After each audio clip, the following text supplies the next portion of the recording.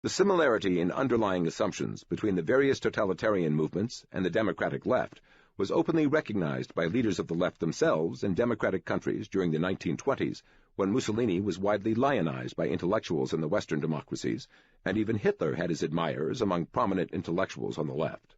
It was only as the 1930s unfolded that Mussolini's invasion of Ethiopia and Hitler's violent anti-Semitism at home and military aggression abroad made these totalitarian systems international pariahs that they were repudiated by the left, and were thereafter depicted as being on the right. During the 1920s, however, radical writer Lincoln Steffens wrote positively about Mussolini's fascism, as he had more famously written positively about Soviet communism. Nor was he the only prominent American radical or progressive to do so. As late as 1932, famed novelist and Fabian socialist H.G. Wells urged students at Oxford to be liberal fascists and enlightened Nazis. Historian Charles Beard was among Mussolini's apologists in the Western democracies, as was the New Republic magazine. The poet Wallace Stevens even justified Mussolini's invasion of Ethiopia. W.E.B. Du Bois was so intrigued by the Nazi movement in the 1920s that he put swastikas on the covers of a magazine he edited, despite protests from Jews. Even though Du Bois was conflicted by the Nazis' anti-Semitism, he said in the 1930s that creation of the Nazi dictatorship had been absolutely necessary to get the state in order in Germany, and in a speech in Harlem in 1937, he declared that there is today, in some respects, more democracy in Germany than there has been in years past. More revealing, Du Bois saw the Nazis as part of the political left. In 1936, he said, "Germany today is, next to Russia, the greatest exemplar of Marxian socialism in the world."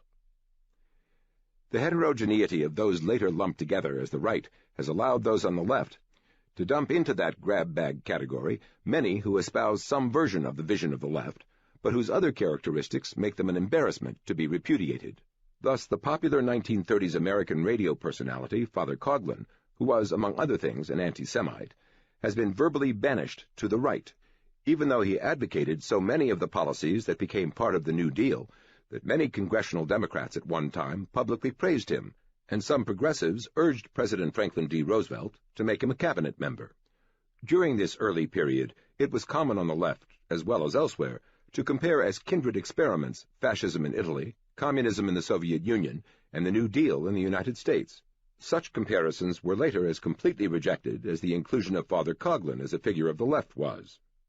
These arbitrary changes in classifications not only allowed the left to distance themselves from embarrassing individuals and groups whose underlying assumptions and conclusions bore many similarities to their own, these classification changes also allowed the left to verbally transfer these embarrassments to their political opponents.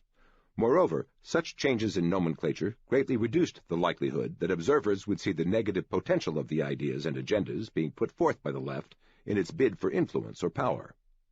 The kinds of concentrations of government power sought by the left may be proclaimed to be in the service of various sorts of lofty goals, but such concentrations of power also offer opportunities for all sorts of abuses, ranging up to mass murder, as Hitler, Stalin, Mao, and Pol Pot demonstrated. These leaders did not have a tragic vision of man, such as that underlying what is called conservative thought in America today. It was precisely these dictators' presumptions of their own vastly greater knowledge and wisdom than that of ordinary people which led to such staggering tragedies for others.